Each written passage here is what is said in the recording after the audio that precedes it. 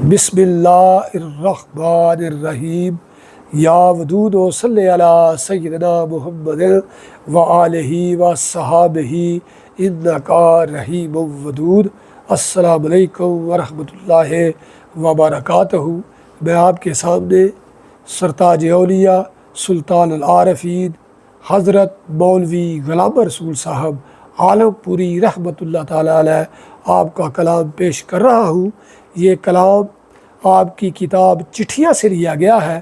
اس کتاب کو مرتب کیا ہے صاحبزادہ مسعود احمد صاحب نے، اور یہ چٹھی نمبر 14 ہے جو حضرت مولوی غلام رسول صاحب عالم پوری رحمۃ اللہ تعالیٰ علیہ آپ نے اپنے دوست بنام سید روشن علی صاحب کو لکھی۔ بیان کرنے میں پڑھنے میں کوئی بھول چوک ہو جائے تو میں اس کے لیے پیشگی معافی چاہتا ہوں۔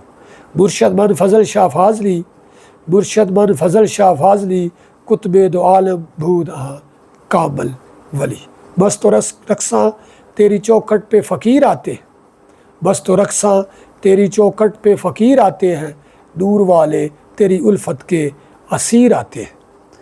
عالم پرو ول مالوے وگی چٹھی ہن ریا نہ وقت تاہیر دائے۔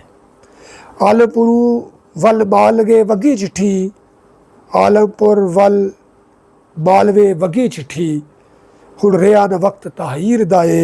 ساڈے لکھے تے کس نے روڑا ہے، وگ چلیا تیر تقدیر دائے۔ دل دے جوش دے ہور دا رنگ کھلا، حقا ہجر دی پاک تصویر دائے۔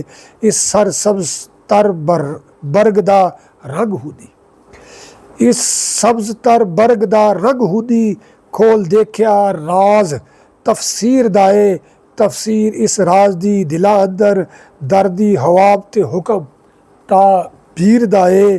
تعبیر اس خواب دی خواب دائم، پابند جنون زنجیر دائے۔ کیتا ختم کلام دے سلسلے نو، کیتا ختم کلام دے سلسلے نو، اگے خوف ہن عمل کثیر دائے۔ قائم رہے نماز جے عشق والی، جان فضل کریم قدیر دائے۔ جانی یار دی وچ دکان بہکے، جانی یار دی وچ دکان بہکے، پیا اتفاق تحریر دائے۔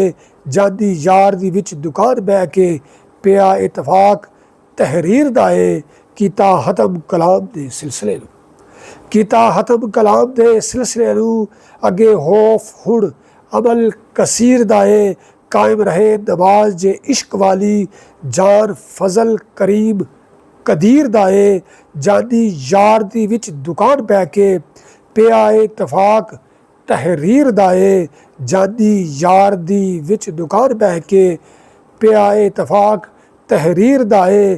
دردی بردے رنج مہجور دینے، دردی برے دل رنج مہجور دینے، رو رو ڈھولیا رنگ تاثیر دائے۔ اکھیاں دکھدیاں نال میں خط لکھیا، اکھی دکھدیاں نال میں خط لکھیا، دوپہر دا وقت دن پیر دائے۔ اج 8ویں ماہ محرمو ہے، 7ویں 13ویں تے سال اخیر دائے۔ اکھی دکھدیاں نال میں خط لکھیا، اکھی دکھدیاں نال میں خط لکھیا، دوپہر دا وقت دن پیر دائے۔ اج 8ویں ماہ محرمو ہے، صدی 13ویں سال اخیر دائے۔ صدی 13ویں سال اخیر دائے، صدی 13ویں سال اخیر دائے۔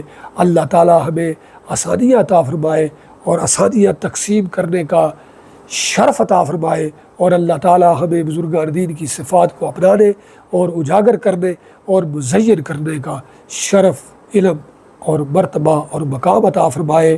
نور والے